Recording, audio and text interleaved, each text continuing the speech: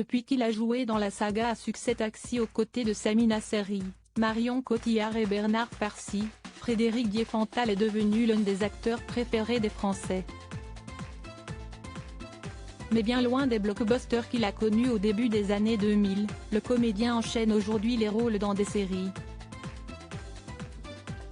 Il était d'ailleurs récemment présent au 62e Festival de la télévision de Monte-Carlo, en compagnie de sa belle Stéphanie.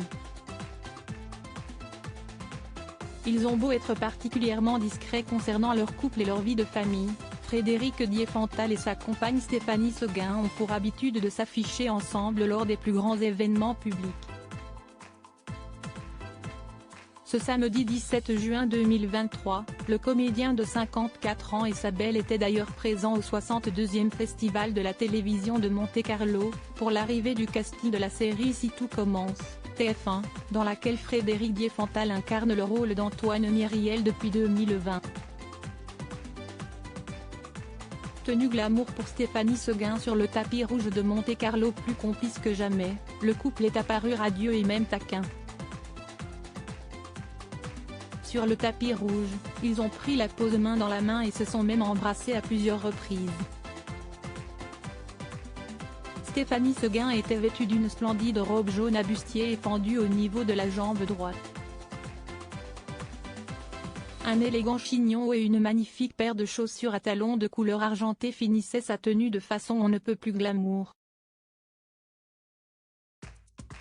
Frédéric Diefenthal quant à lui était habillé de façon très casual et chic à la fois. Un pantalon à pince gris, un t-shirt blanc, une veste bleu marine et des baskets blanches formaient son look du jour. Amoureux comme au premier jour, les tourtereaux n'ont cessé de se prendre dans les bras et de se regarder tendrement. De cette façon, on pouvait voir clairement la très grande différence de taille entre eux, Frédéric Diefenthal étant bien plus petit que sa partenaire. Une femme très discrète, on ne connaît que très peu de choses concernant Stéphanie Seguin, cette dernière cultivant de manière particulièrement habile le mystère autour d'elle. On sait néanmoins qu'elle est en couple avec le comédien depuis au moins mai 2016 puisque c'est à cette époque qu'ils sont apparus ensemble pour la toute première fois dans le but d'officialiser leur histoire d'amour. C'était à l'occasion du vernissage d'une exposition Avengers dans le quartier de la Défense à Puteaux. En 2018, Stéphanie Seguin est apparue sur un tapis rouge, enceinte jusqu'au cou. Leur fils Solane est né quelques mois plus tard.